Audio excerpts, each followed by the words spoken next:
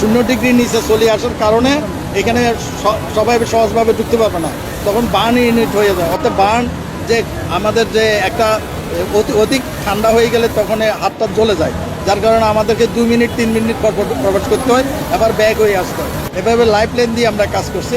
আগুনটা নিয়ন্ত্রণ হয়ে গেছে এবং স্মোকটা আমরা কন্ট্রোল করার চেষ্টা করেছি।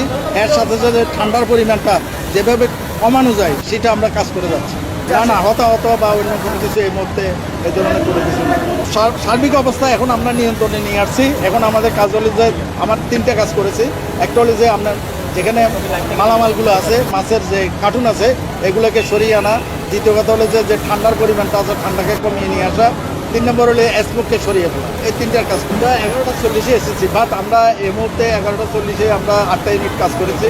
কিন্তু আগুনটা আমরা প্রাথমিক অবস্থা 1.5 ঘন্টা পরে আগুনটা নিয়ন্ত্রণ করতে সক্ষম হয়েছি। কিন্তু আগুনের পরে যে স্মোক বা অন্যান্য কার্যক্রম এগুলো আমাদের চলমান আছে। এগুলো না করা পর্যন্ত, যেহেতু এটা কোল্ড স্টোর মাছের গোডাউন, এখানে আমরা এই মুহূর্তে যদি ডিক্লারেশন দিয়ে আগুনটা শেষ হয়ে গেছে, কিন্তু আসলে তা না। এটার সাথে স্মোক রয়েছে, এটার সাথে কোল্ড বার্ন রয়েছে, এখানে অনেক উপাদান, এমন গ্যাস রয়েছে, ইলেকট্রিক লাইন রয়েছে, এগুলো সব কিছু মিলিয়ে